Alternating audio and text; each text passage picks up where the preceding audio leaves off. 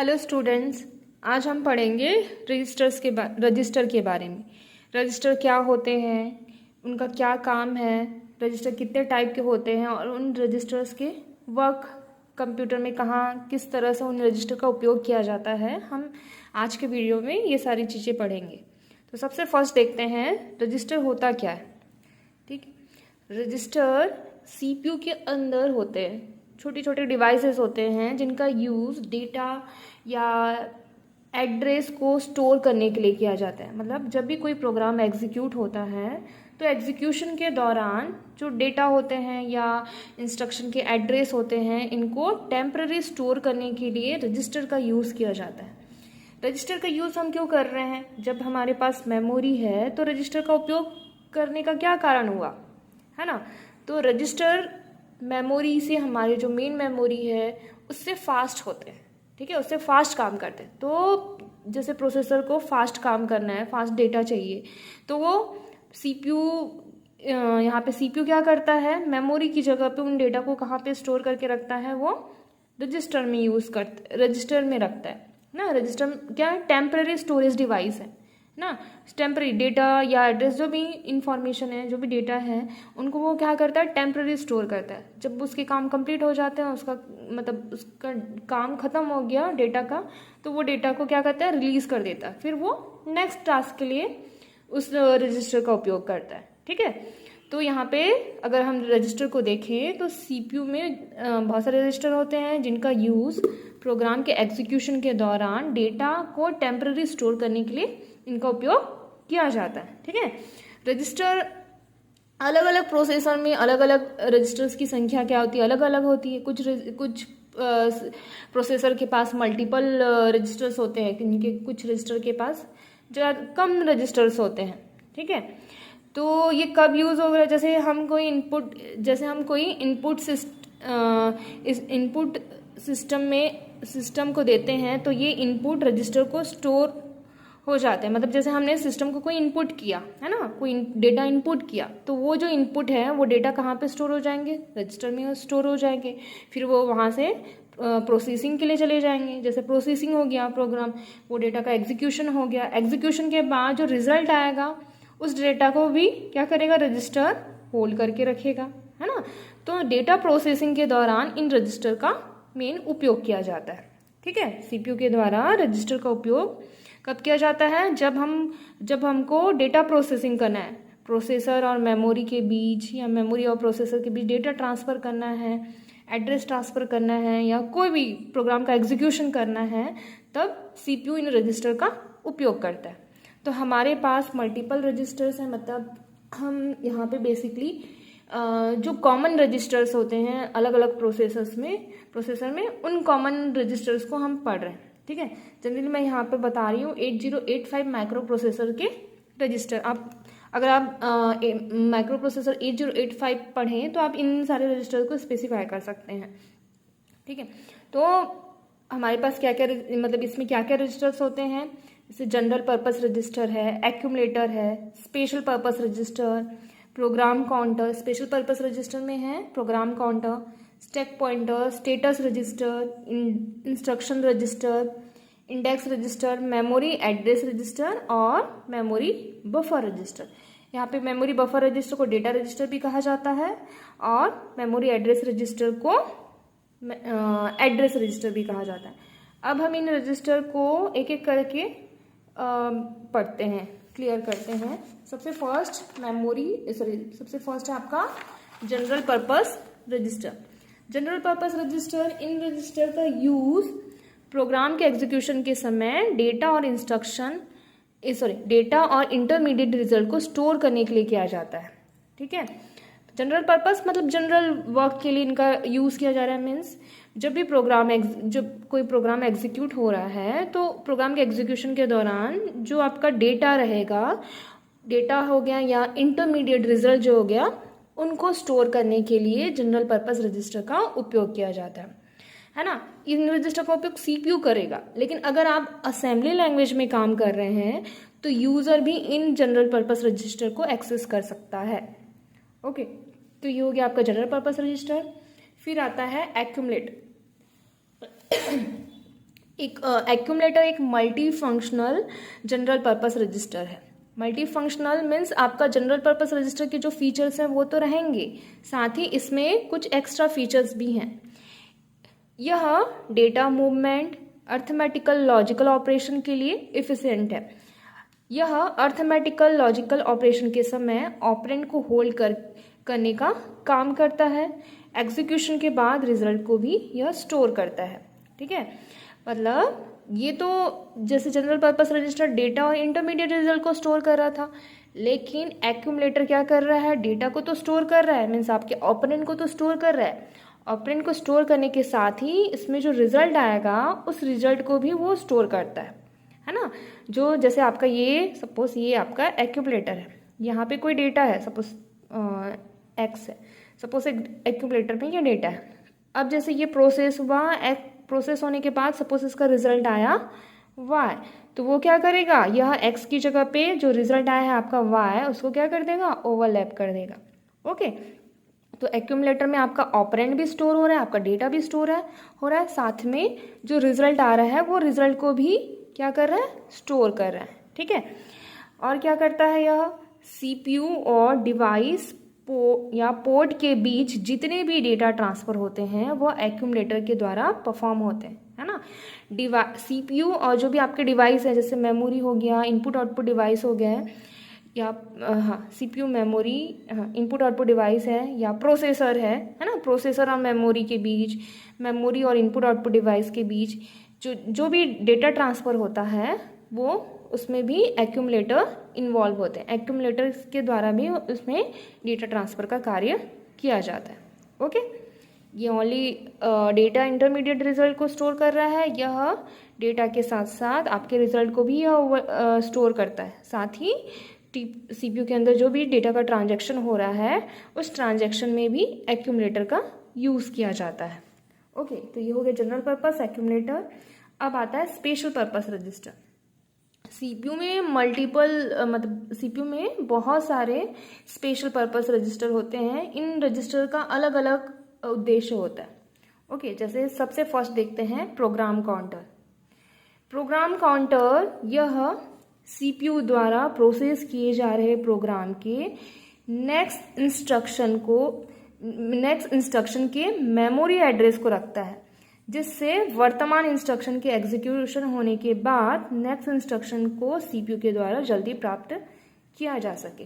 Okay, program counter का काम क्या है, नेक्स्ट एग्जीक्यूट होने वाले इंस्ट्रक्शन के एड्रेस को रखना।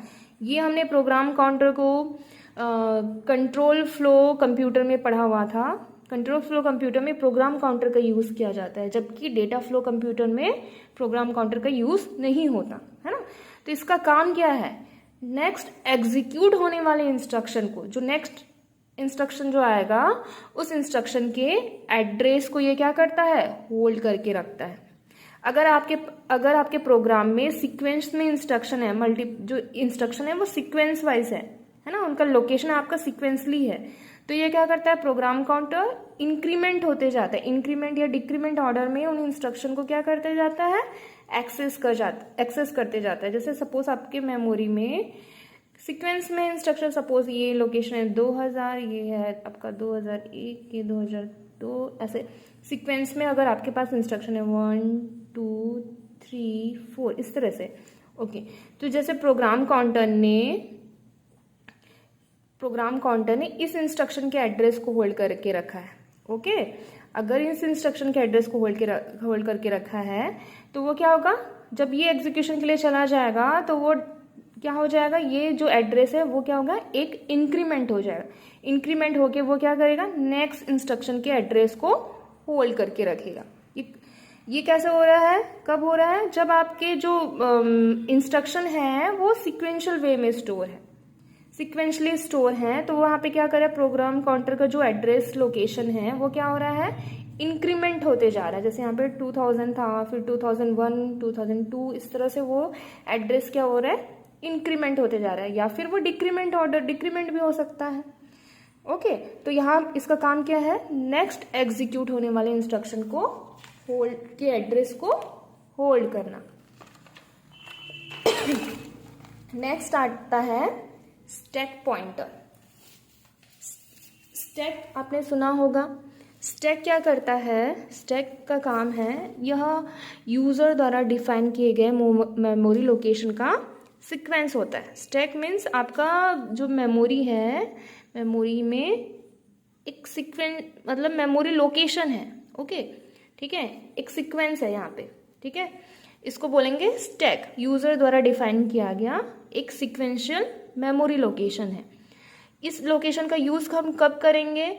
जैसे किसी रजिस्टर के डेटा को, मान लो कोई रजिस्टर है, उसके डेटा को अगर आपको मेमोरी में रखना पड़ गया, स्टैक में रखना, किसी मेमोरी लोकेशन पे रखना पड़ गया, तो हम क्या करते हैं? स्टैक का यूज़ करते हैं। ओके, कभी कभार क्या होता है, रजिस्टर को फ्री करना पड़ता है, तो हम उसके डेटा को कहाँ पे ट्रांसफ़र कर देते हैं? स्टैक में ट्रांसफ़र कर देते हैं। ओके, तो स्टैक पॉइंटर का यूज़ क्या है? स्टैक पॉइंटर क्या करता है? जैसे ये आपका स्टैक है। ओके, ये स्टैक है, सपोज यहाँ पे इसका लोकेशन है 2000, ये 2001, 2, 3, इस तरह से इसका लोकेशन है। ओके, तो जैसे आपका डेटा यहाँ पे x, y, z, जैसे ये आपका डेटा भरा हुआ है, यहाँ तक के भरा हुआ है स्टैक में, यहाँ तक के लोकेशन तक के आपका डेटा भरा हुआ है, फिल है डेटा। ओके, तो स्टैक पॉइंटर का काम क्या है? लास्ट फिल वे मेमोरी लोकेशन, स्टैक का जो लास्ट लोकेशन है जहाँ तक कि डेटा फिल हो चुका है, उस लोकेशन का एड्रेस को क्या करता है? स्टैक पॉइंटर होल्ड करता है। ये जो लास्ट लोकेशन इस यहाँ तक भरा हुआ है स्टैक का, उस लोकेशन को क्या करेगा? यह होल्ड करने का काम करेगा। ठीक है, देखो यहाँ स्टैक पॉइंटर स्टैक की लास्ट ऑक्यूपाई मेमोरी लोकेशन की एड्रेस को पॉइंट करता है। लास्ट ऑक्यूपाई किए गए मेमोरी लोकेशन के एड्रेस को स्टैक पॉइंटर क्या कर रहा है? उसको पॉइंट कर रहा है। इस प्रकार इससे यह पता चलता है कि स्टैक किस मेमोरी लोकेशन तक फिल हो गई है ना। हमको यहाँ एड्रेस पता चल गया, इससे पता चल गया कि हमारा इस लोकेशन तक के डेटा क्या हुआ है? फिल है, और किस लोकेशन से वैकेंट है ना। अब इस लोकेशन के ऊपर जो मेमोरी है वो क्या है? वैकेंट है, जहाँ पे हम न्यू डेटा स्टोर कर सकते हैं। ओके, तो स्टैक पॉइंटर का काम क्या है? स्टैक में कहाँ तक के मेमोरी फिल है, मतलब लास्ट जो मेमोरी लोकेशन फिल की गई है, उस लोकेशन के एड्रेस को क्या करना है? उस एड्रेस को क्या करता है? स्टैक पॉइंटर पॉइंट करके रखता है। ठीक है, ताकि हम नेक्स्ट जो डेटा अगर हमको स्टोर करना है तो हम उससे पता कर पाएँ कि कहाँ तक के हमारा डेटा फिल है, और उसके आगे हम डेटा स्टोर कर पाएँ। ओके, तो ये हो गया आपका स्टैक पॉइंटर। फिर आता है स्टेटस रजिस्टर। स्टेटस रजिस्टर को हम फ्लैग रजिस्टर भी कहते हैं। फ्लैग रजिस्टर, इसमें क्या होता है? कई सारे फ्लैग होते हैं जिनका यूज़ अर्थमेटिकल लॉजिकल ऑपरेशन के समय आने वाले कंडीशन को इंडिकेट करने के लिए, या फिर किसी ऑपरेशन को कंट्रोल करने के लिए किया जाता है। स्टेटस रजिस्टर का यूज़ जैसे अर्थमेटिकल लॉजिकल ऑपरेशन के समय जैसे कंडीशन अराइज होते हैं, मल्टीपल कंडीशन अराइज होते हैं, तो उस कंडीशन को इंडिकेट करने के लिए, या जैसे कोई ऑपरेशन है तो उन ऑपरेशन को कंट्रोल करने के लिए स्टेटस रजिस्टर का यूज़ किया जाता है। ओके, जैसे कंडीशन को इंडिकेट कर रहा है, जो फ्लैग रजिस्टर कंडीशन को इंडिकेट कर रहा है तो उसको कंडीशनल फ्लैग रजिस्टर कहेंगे, और जो कंट्रोल को इंडिकेट कर रहा है, ऑपरेशन के कंट्रोल को इंडिकेट कर रहा है, तो उसको बोलेंगे कंट्रोल फ्लैग रजिस्टर।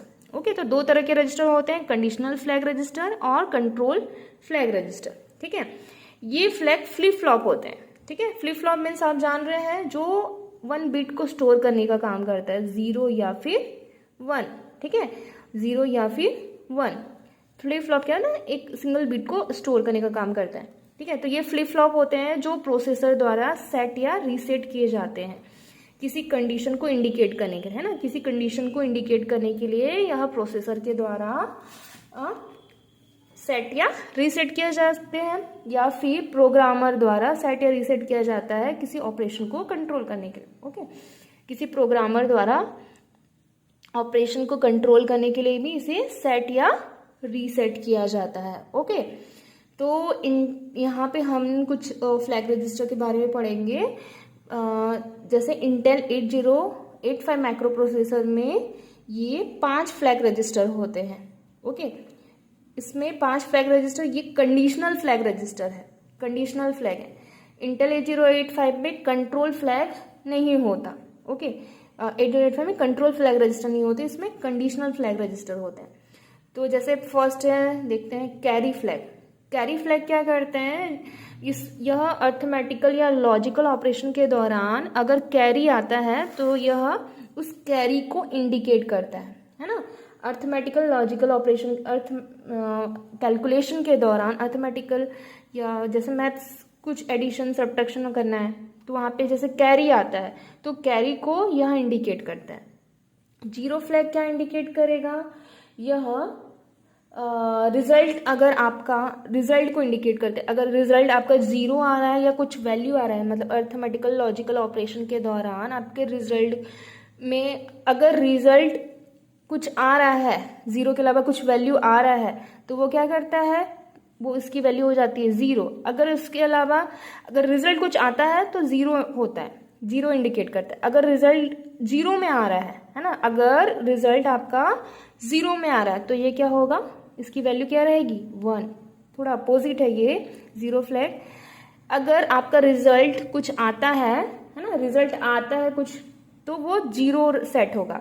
अगर इसका रिजल्ट जीरो आता है तो यह 1 सेट होगा। ओके, साइन फ्लैग क्या बताता है, यह आपका साइन बताता है कि आपका जो रिजल्ट आया है वो पॉजिटिव है या नेगेटिव है। ओके, पॉजिटिव है तो 0, नेगेटिव है तो 1। ओके, कैरी आया तो 1, नहीं आया तो 0। Okay, parity flag, parity flag यह रिजल्ट में नंबर ऑफ 1 को इंडिकेट करता है। मतलब आपके जो रिजल्ट है उसमें कितने 1 है ना, कितने 1 है, इवन है या फिर ऑड है ना। वन नंबर ऑफ 1s को इंडिकेट करता है। ओके, अगर नंबर ऑड नंबर, जैसे ऑड है, नंबर ऑड है, नंबर जैसे मान लो आपका रिजल्ट आया इस तरह से 1110, इस तरह से आया तो यहाँ पे नंबर्स ऑफ 1 कितने हैं, 3, मीन्स ऑड नंबर है। ऑड नंबर है तो पैरिटी फ्लैग क्या हो जाएगा, यहाँ पे वो क्या सेट होगा, 1।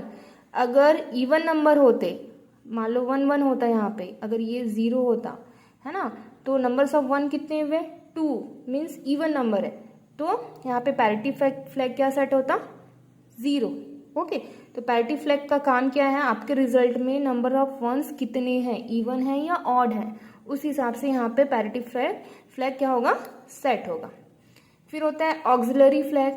ऑक्सिलरी फ्लैग का काम क्या है कि ये इसको हाफ कैरी फ्लैग भी कहा जाता है। यह 8 बिट के कैलकुलेशन, 8 बिट में अगर आपका ऑपरेशन कर रहे हैं तो उसमें 9 बिट में अगर आपका कैरी आता है तो ये सेट रीसेट होता है। और ऑक्सिलरी फ्लैग क्या होता है, अगर 3rd बीट के बाद 4th बीट पे अगर आपका कैरी आ रहा है, ओके, 4th बीट पे आपका 3rd बीट से 4th बीट पे अगर आपका कैरी आ रहा है तो यह क्या करता है, ऑक्सिलरी फ्लैग क्या करेगा, उसको सेट या रीसेट करेगा। ओके, 4th बीट पे अगर कैरी आ रहा है तो 4th बीट से आपका कैरी जैसे आता है, जैसे 4 बिट को अगर आप जोड़ रहे हैं तो वहाँ पे आगे अगर कैरी आ रहा है तो ऑक्सिलरी फ्लैग क्या हो जाएगा, सेट हो जाएगा, 1 हो जाएगा। अगर नहीं आ रहा है कैरी तो 0। ये 8 बिट पे जब ऑपरेशन करते हैं तब कैरी आए तो ये सेट रीसेट होता है। ये 4 बिट पे जब ऑपरेशन करते हैं तब ये सेट रीसेट होता है। ओके, तो इसलिए इसको हाफ कैरी फ्लैग भी कहा जाता है। ओके, तो ये हो गया आपके कैरी फ्लैग। अगर हम 8086 माइक्रो प्रोसेसर की बात करें तो उसमें 6 कंडीशनल फ्लैग होते हैं। 8086 माइक्रो प्रोसेसर में 6 कंडीशनल फ्लैग होते हैं और 3 कंट्रोल फ्लैग होते हैं। टोटल 9, टोटल उनके पास कितना होता है, 9 कंट्रोल फ्लैग होते हैं। 6 कंडीशनल और 3 कंट्रोल फ्लैग होते हैं। ओके, नेक्स्ट है आपका इंस्ट्रक्शन रजिस्टर। इंस्ट्रक्शन रजिस्टर, यह रजिस्टर इंस्ट्रक्शन को होल्ड करता है जब तक कि यह डिकोड ना हो जाए। कुछ कंप्यूटर में 2 इंस्ट्रक्शन रजिस्टर होते हैं जो पहले से नेक्स्ट इंस्ट्रक्शन को फैच करके सेव करके रखे रहते हैं जब तक कि वो प्रीवियस इंस्ट्रक्शन को एग्जीक्यूट ना कर ले। ओके, इंस्ट्रक्शन रजिस्टर का क्या काम है? यह इंस्ट्रक्शन को होल्ड करने का काम करते हैं। ठीक है, जो आपका प्रोग्राम काउंटर था ना, प्रोग्राम काउंटर से जो एड्रेस है वो कहाँ पे जाता है? आपका इंस्ट्रक्शन रजिस्टर के पास जाता है। प्रोग्राम काउंटर में जो डेट इंस्ट्रक्शन था, नेक्स्ट इंस्ट्रक्शन इसमें स्टोर था, है ना, तो वहां से वो इंस्ट्रक्शन कहाँ पे जाएगा? आपका इंस्ट्रक्शन रजिस्टर के पास जाएगा। ठीक है, उसके बाद ये कहाँ पे जाएगा? इंस्ट्रक्शन रजिस्टर के बाद वो जाता है आपका डिकोडर के पास, डिकोड होने। ओके, तो यह रजिस्टर इंस्ट्रक्शन को होल्ड करने का काम करते हैं। कुछ कंप्यूटर में 2 इंस्ट्रक्शन होते हैं, ये पहले से 2 इंस्ट्रक्शन को होल्ड करके रखे रहते हैं, है ना। यहाँ पे पहले से वो इंस्ट्रक्शन को फैच कर लेंगे मेमोरी से, इसको पहले से इंस्ट्रक्शन को फैच कर लेंगे मेमोरी से और उसको क्या करके उसको सेव करके रखे रहेंगे। ठीक है, ताकि अगर नेक्स्ट इंस्ट्रक्शन एग्जीक्यूशन के लिए चला गया तो फौरन वो क्या करेंगे? इंस्ट्रक्शन रजिस्टर से डेटा इंस्ट्रक्शन को ले लेंगे। ओके, तो कहीं कहीं पे ये 2 होते हैं, इनका काम क्या है? इंस्ट्रक्शन को होल्ड करने का काम, नाम से ही पता चलता है।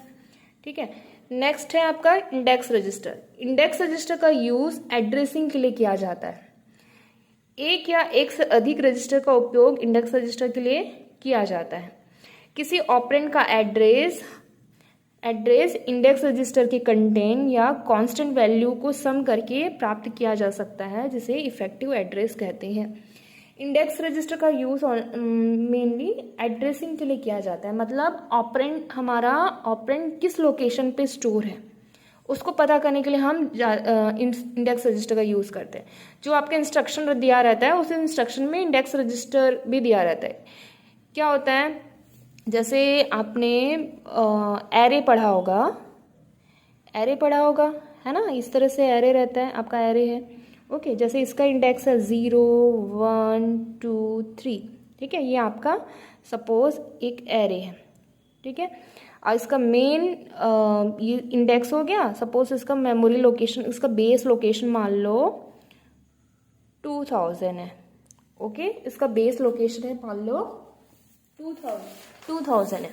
ओके, अब यहाँ पे जैसे इस पे स्टोर है X Y Z A, suppose ये आपका वैल्यू स्टोर है। ओके, और क्या होगा है? आपको जैसे इस डेटा को एक्सेस करना है, इस लोकेशन के डेटा को एक्सेस करना है। ओके, तो कैसे एक्सेस करेंगे? क्या होता है यहाँ पे?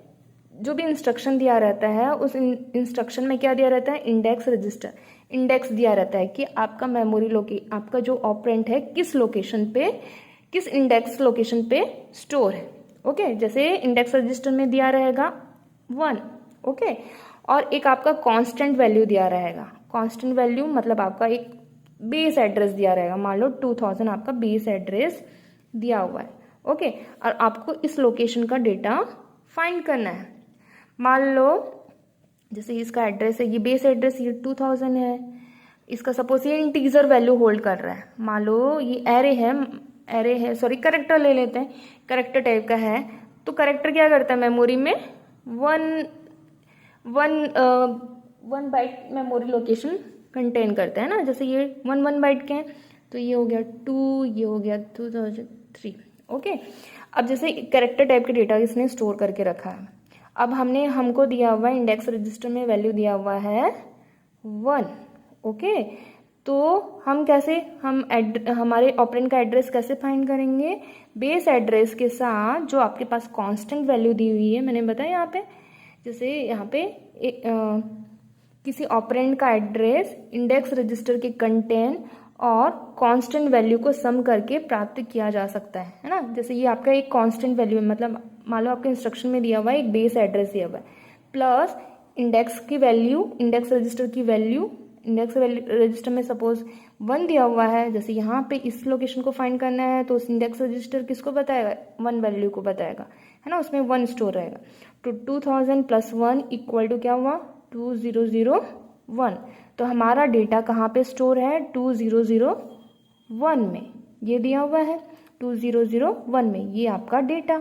ओके, तो इंडेक्स रजिस्टर के द्वारा आप अपने ऑपरेंड के एड्रेस को फाइंड कर सकते हैं। ओके, इसका मेन यूज एड्रेसिंग के लिए किया जाता है। ओके, समझ में आया? ज़्यादातर ये यूज़ आप एरे वगैरह, एरे आपने पढ़ा हुआ है तो एरे में, एरे के थ्रू, इस एरे के एग्जाम्पल के थ्रू आप इंडेक्स रजिस्टर का यूज़ समझ सकते हैं। ओके, नेक्स्ट वैसे ही मेमोरी एड्रेस रजिस्टर। यह रजिस्टर मेमोरी से फैच किए गए डेटा और इंस्ट्रक्शन के एड्रेस को होल्ड करने का काम करता है। मेमोरी एड्रेस रजिस्टर मीन्स यह डेटा या इंस्ट्रक्शन के एड्रेस को होल्ड करने का काम करता है। सीपीयू नेक्स्ट इंस्ट्रक्शन के एड्रेस को प्रोग्राम काउंटर से एमबीआर में ट्रांसफर कर देता है ना। जो प्रोग्राम काउंटर में जो एड्रेस है उसको वो क्या कर देता है, सीपीयू एमबीआर में ट्रांसफर कर देता है। ठीक है, और एमबीआर फिर क्या करेगा, उस एड्रेस को एड्रेस बस के द्वारा मेमोरी में एड्रेस बस के द्वारा उस एड्रेस को मेमोरी के पास भेजेगा। फिर मेमोरी उस एड्रेस लोकेशन से जो डेटा है उस डेटा को वो डेटा बस के द्वारा फिर से आपके रजिस्टर के पास भेजेगा।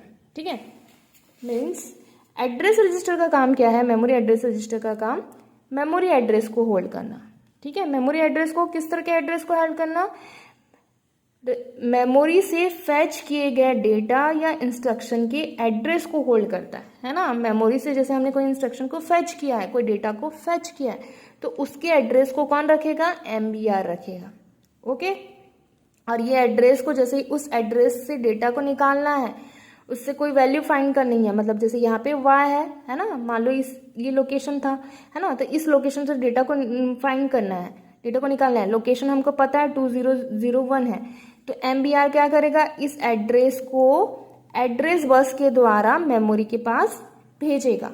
ठीक है, एमबीआर भेजेगा, एमबीआर एड्रेस बस से कनेक्टेड रहता है ना। जब भी उसको डेटा ट्रांसफर, एड्रेस ट्रांसफर करना रहता है तो एमबीआर, सीपीयू क्या करेगा, एमबीआर के थ्रू ही एड्रेस को मेमोरी के पास भेजता है। ओके, जब वहां से मेमोरी, जैसे यहाँ पे एमबीआर क्या किया, एड्रेस बस के थ्रू इस एड्रेस को मेमोरी के पास भेज दिया, तो अब क्या करेगा, मेमोरी इस लोकेशन में जो डेटा है, जैसे ये वाई डेटा है मान लो, तो ये डेटा को फिर क्या करेगा, वो डेटा बस के थ्रू सीपीयू के पास वापस भेजेगा। ओके, तो एमएआर का काम क्या है, मेमोरी एड्रेस रजिस्टर का काम क्या है, यह सीपीयू मेमोरी से फैच किए गए डेटा या इंस्ट्रक्शन के एड्रेस को होल्ड करना। ओके, ये इसीलिए इसको एड्रेस रजिस्टर भी कहा जाता है। वैसे ही होता है मेमोरी बफर रजिस्टर, जैसे ये एड्रेस को होल्ड करता है, वैसे ही मेमोरी बफर रजिस्टर का काम है डेटा को होल्ड करना। यह मेमोरी से जाने वाला या आने वाला डेटा को स्टोर करके रखता है। मेमोरी द्वारा रिसीव किए गए डेटा को या मेमोरी को सेंड किए गए डेटा को एमबीआर होल्ड करके रखता है ना। मेमोरी से कोई डेटा अगर आपने रिसीव किया है या किसी डेटा को मेमोरी के पास सेंड करना है, तो उस डेटा को कहाँ पे रखा जाता है, एमबीआर में रखा जाता है। ठीक है, एमबीआर डेटा बस से जुड़ा हुआ रहता है, डेटा बस से जुड़ा रहता है ना। जैसे यहाँ पे सीपीयू से मेमोरी या मेमोरी से सीपीयू के बीच डेटा का फ्लो करना है, तो उसे एमबीआर के थ्रू किया जाता है। ओके, सीपीयू और मेमोरी के बीच डेटा फ्लो एमबीआर के द्वारा होता है। ओके, जैसे हमने यहाँ पे एमएआर मेमोरी एड्रेस रजिस्टर के द्वारा एड्रेस मेमोरी को सेंड कर दिया, है ना, सेंड कर दिया यहाँ से डेटा निकालने के लिए, इस मेमोरी लोकेशन से डेटा फाइंड करने के लिए। ओके, तो ये जो डेटा सेंड होगा वो डेटा बस के थ्रू सेंड होगा। मेमोरी क्या करेगा, इस डेटा को डेटा बस के थ्रू सीपीयू को भेजेगा, और सीपीयू वो डेटा को किसके थ्रू फाइंड करेगा, इस रजिस्टर के थ्रू फाइंड करेगा। ये डेटा आगे मेमोरी में कहाँ पे स्टोर होगा, इस रजिस्टर में स्टोर होगा। ठीक है, मेमोरी से रिसीव होके एमबीआर में वो डेटा स्टोर होगा, और डेटा को लाने का काम कौन करेगा, डेटा बस। ओके, तो ये हो गया आपके रजिस्टर। जितने भी रजिस्टर्स हैं वो सब मैंने पूरा कंप्लीट करा लिया। Okay, thank you.